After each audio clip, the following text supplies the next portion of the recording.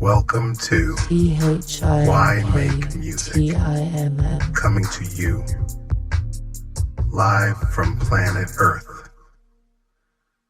No filters, no formulas, just sound, soul, and story. Without further ado, your hosts. I'm ThinkTimm, and this is DJWarmCookies, also known as Willa May. Let's talk about it. 30 episodes deep and still cooking. Welcome back, y'all. You already know why make music, ... And I'm your girl, DJWarmCookies, the smooth-talking soul of the spaceship, flying co-pilot with my partner in production. It's me, ThinkTimm. Same hat, same beat pad, same mission. Build something dope. From scratch, with nothing but a laptop, a vibe, and a dream. And this time around, we're doing something a little special. Not just because this is episode 30, but because it's time to reintroduce the real. Tell them again, because sometimes you get so deep into the making, you forget to remind folks why you even started. So we're taking a moment to breathe, reset, and bring it all back to the beginning. Yes. And truthfully, I've made some mistakes with how I rolled this podcast out in the past. Ran a little long, talked a little much, and post-production, whew, that part ain't no joke, especially when you're a one-man creative team. Doing the visuals, editing, audio, music. And still found time to take the kids to school, hit the market, care for grandmom upstairs, and hold it down for the fam. That's what you call grown man hustle. Facts. But for real, for folks just tuning in, or those who've been rocking with us since episode 1, this episode is for you. It's a reintroduction, not to the idea of ThinkTimm, but to the real dude behind the beats, the stories, the why behind the why make music. And listen, don't worry, we're keeping it lean and clean, 30 minutes max. A nice tight vibe for the commute, the treadmill, or the midnight grind session in your bedroom studio. And if you're watching on YouTube, go ahead, hit that like, follow, and subscribe. We got pop-ups and everything now, trying to get grown and professional around here. Let M know, and shout out to all the tech, making this happen, because yes, you're hearing the voice of DJWarmCookies, powered by AI artificial intelligence. But the soul, oh baby, the soul is real. Just like the ThinkTimm vocal clone you're hearing from. We ain't gonna break the fourth wall too much though. For the sake of this show, we're two voices, two perspectives, one love for music. And speaking of music, it's time to get into it. Let's rewind the tape. Let's go back to where it all started. Philadelphia, West Oak Lane, Cedar Park Avenue, on the porch, boomboxes, bass lines, and aspiring imaginations. Let's reintroduce the moment music first made sense, and I realized I wasn't just listening, I was becoming part of the sound. Alright now, ThinkTimm, let's go back before the plugins, before the podcast, before FL Studio, Logic Pro, and Apple devices. Where did it all begin? Back in Philly, West Oak Lane, row homes, porches, tape decks, and more love for our block than you could fit in 1,000 Instagram reels. I spent most of my earliest days with 3 wonderful women. My great-grandmother Willa May, my grandmother Emma Dolores, and my mom Donna Lynn. A daycare? No way. I had legacy. Legacy. Say that again, because that's the kind of foundation money can't buy. Facts. Willa May, that's your namesake by the way, was everything. Born on April 11th, 1911. Today would have been her 114th birthday. She helped raise me in a home filled with music, warmth, and a little bit of that old school toughness.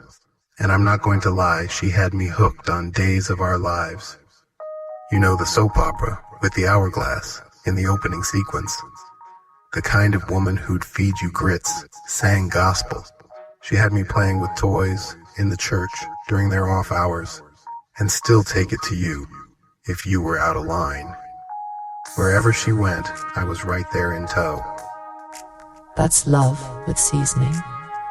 You haven't lived till you had the unconditional love of an old woman.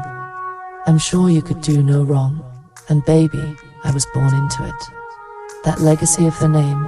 The first sounds I remember weren't from records. They were from a band. My Uncle Stretch used to rehearse in my grandmother's living room.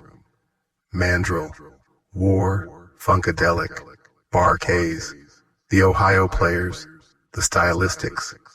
It was live, funky, unfiltered.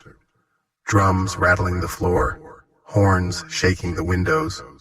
Me, I was in the corner, soaking it up.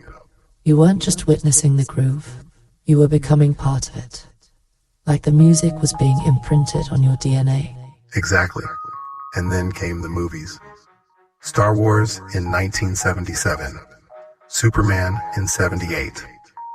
Back then, you saw it once in theaters, and that was it. No streaming, no DVDs, no coming to cable soon. You remembered what you could, and hoped to catch it again someday. And that music. John Williams had the kind of scoring that could raise the hair on your arms. A whole orchestra speaking in soundtracks. You didn't just watch a scene, you felt it. And I did. John Williams became a silent mentor. Me not knowing at the time anything about composing music. Even when I didn't know what a composer was, I knew I wanted to be part of whatever made that kind of magic. So between my uncle's funk rehearsals, John Williams' film scores, and the records spinning on the stereos back at home, music wasn't a thing I liked. It was a language I was learning to speak. Let's talk about that man, your stepfather. Because you've said it before. He wasn't just there, he was a father. He has his ways, which you wouldn't understand until later in life. But he was respected and loved. He was cool, and he was about the music. Big time. Dude was smooth as ice. Bass player. Gigging locally with his band. Knowledgeable as hell. He could throw down on any instrument. And when I went from lip-syncing with a broom to actually holding his bass, that's when it got real. He taught me timing, how to play, how to listen, the basics of theory. He planted that seed in both me and my brother. And just like that, the kid with the broomstick became the man with the bass. Took time, though. I didn't think I was special. In the 80s, everybody wanted to be a star, rapper, singer, dancer, DJ, or a Jedi superhero. I was just the dude who liked good music and could draw. I always had a notebook, the true predecessor to the smartphone, and I knew how to make things of my own. My imagination was always working. And what a time it was. Porch radios, block parties, rap and dance crews. Shout out to Casanova and Sundown, Rich and Jazz, Flash. Hans, the first person I knew with an 808 drum machine, and DJ Dade. Everybody had a cousin who rapped, a friend who danced, or a neighbor who DJ'd. Exactly. It was normal. It was community. We didn't have social media, we had sidewalks.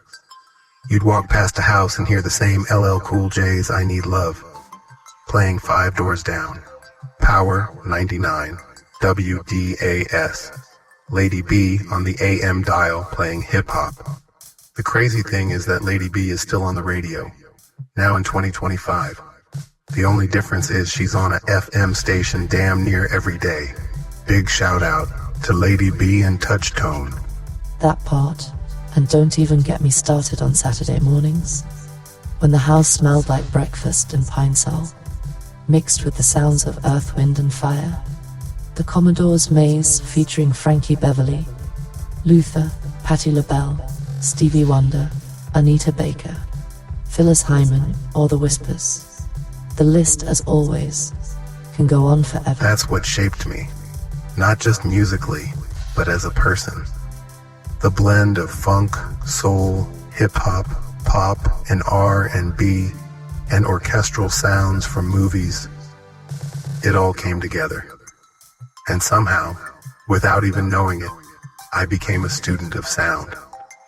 So by the time I hit my mid-teens, it wasn't a question if I was going to make music.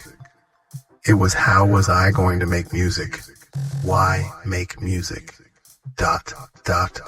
And that how didn't come with a blueprint. This was pre-YouTube, pre-Google, pre-anything easy.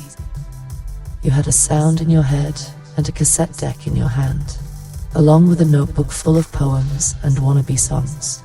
Let me tell you, this was the era of real struggle tech. Double-deck boomboxes, high-speed dubbing.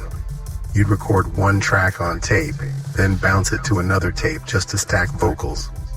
No filters, no EQ, no undo button, just static and hope.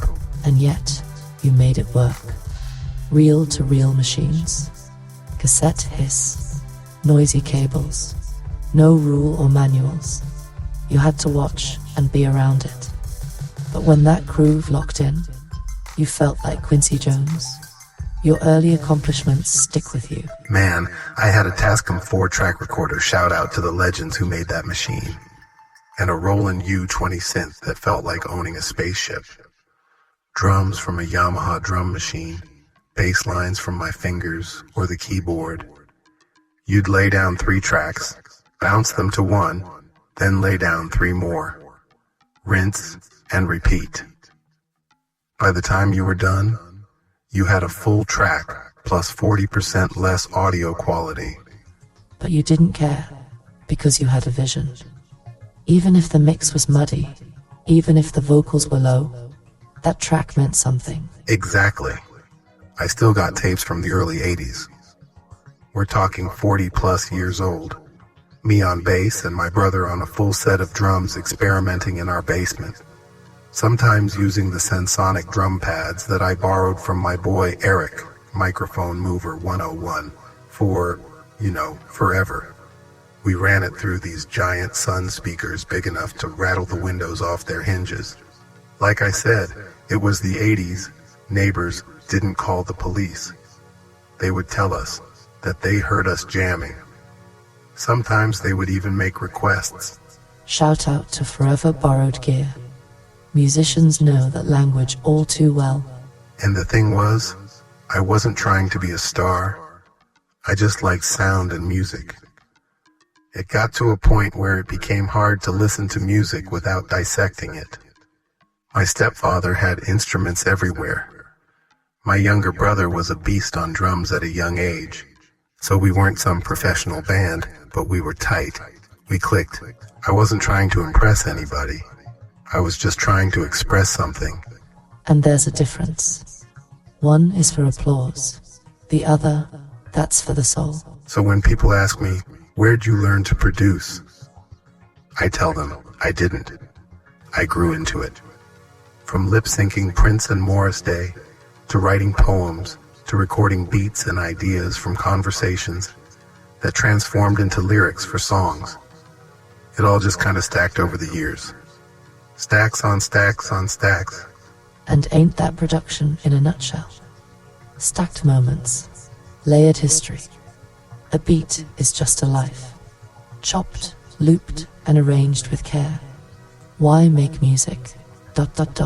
Woo. That's real. I remember riding SEPTA with my Walkman, headphones on, making eye contact, then asking strangers on the bus if they liked music. I'd let them listen to my tapes, no shame, no social proof, no streaming link. Just press play and tell me what you think. My only satisfaction was knowing that when I saw that stranger again, They knew that I was listening to the music that I made. That look they would give me was like I had unraveled the mysteries of the universe. Hand to hand, communing with the human's analog passion in a digital world. Eventually, I started acquiring enough gear to have a functional small home studio. Not full-blown setups, just enough to make something real. The whole, I'll put an ad in the Trading Times and meet people who like the same music method, that was real. But Rick lived 3 houses down. Eric, 17 houses up. That was my neighborhood crew, along with our friend Jamal, who sadly passed away in a car accident after high school. We all had big ears for music and even bigger dreams. To be young again. Never would I actually want to be young again. But it's good to reminisce. Music isn't just a sound. It's a thread through your whole story. People, places, tape decks, borrowed gear, porch radios, grainy flicks, all part of the same mixtape. That's it. You don't just wake up one day and say, I'm a producer. You become it, over time, with every mixtape, every missed cue, every bounce down that cost you audio quality, but gave you another track to build on. That's the life. Now, we talked about your come up, the grind, the gear, the neighborhood, but let's zoom out for a second. You weren't just playing with sound. You were listening. You were a student of the liner notes. Absolutely. Back in the day, the back of an album cover was the internet. If you wanted to know who played what, who wrote the lyrics, who produced the magic, you had to read. I used to flip through vinyl sleeves like they were sacred scrolls. And one name kept popping up, right? Prince. The moment I realized one dude could do it all, write, produce, arrange, perform, I was floored. That first single, Soft and Wet, off the For You album, that was my intro. And when I found out he did it all himself, man, that lit the match. It was Rick. He helped me discover Prince. Rick was older and always had conversation for the females. He was the face-to-face mentor, even if mentoring meant don't do what I just did. Many a lesson was learned that way. He helped me peel back the layers that made Prince such an icon. Eric and I saw our first Prince concert with Rick. It was the Love Sexy tour. It was amazing. And it burned slow and steady. Because your influences weren't just flashy pop stars.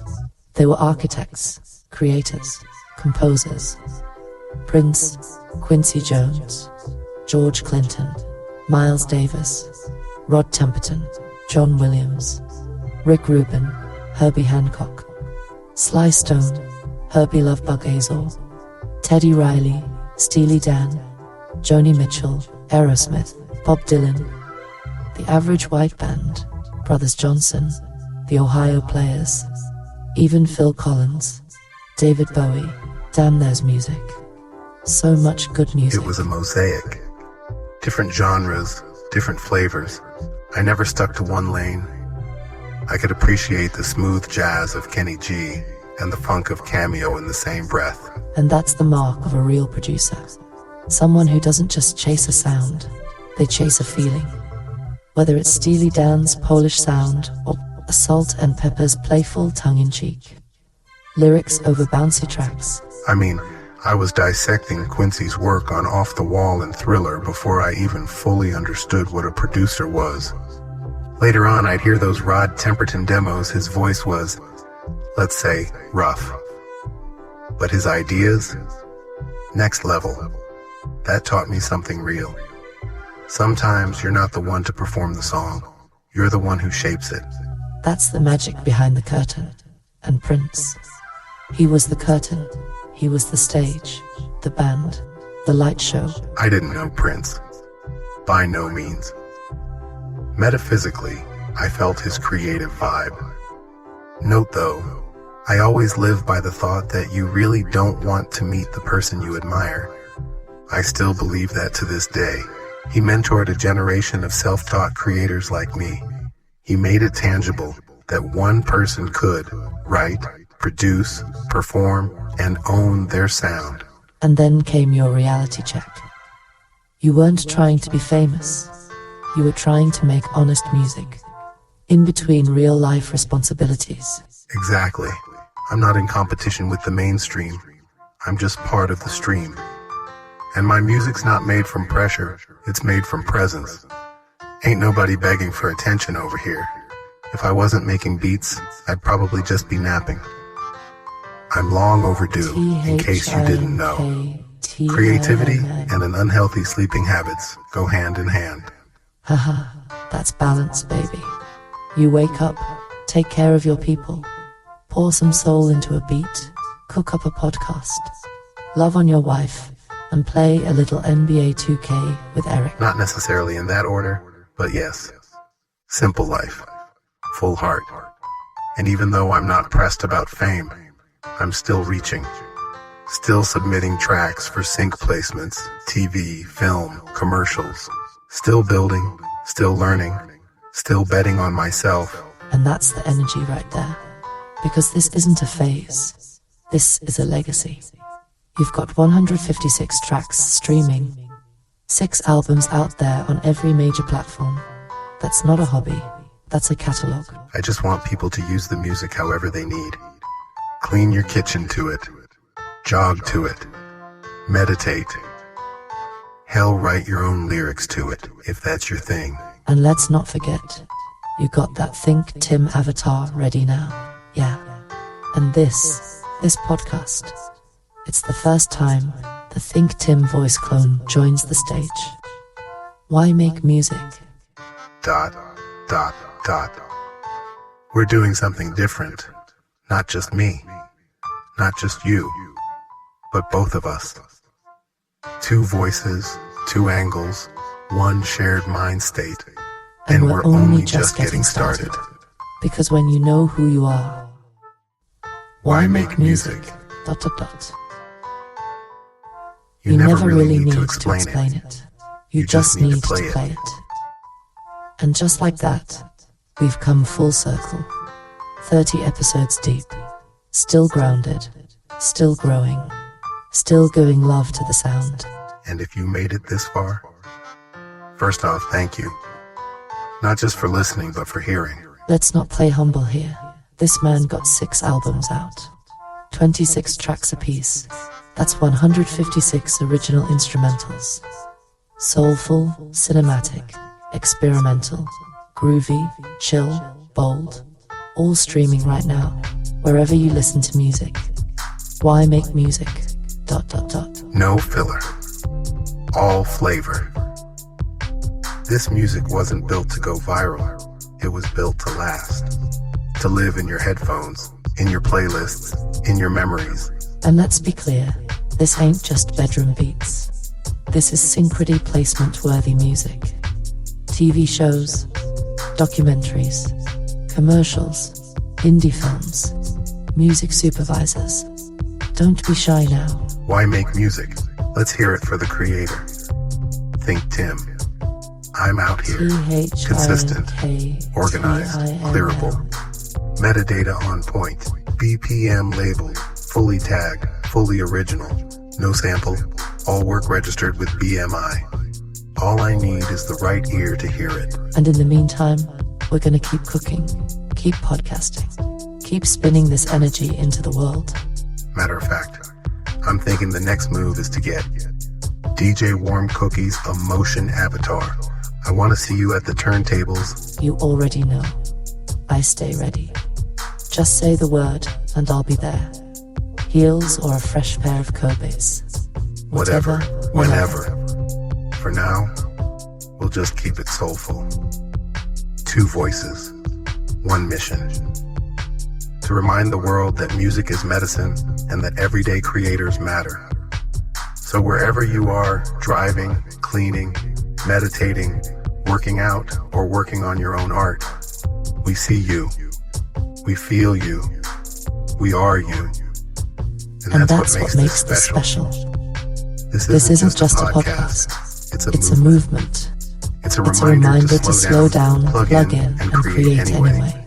We're your hosts, DJ WarmCookies, aka Willa May, and ThinkTimm, the humble home studio hustler, hang with you humans on this earth. And this is why I make music.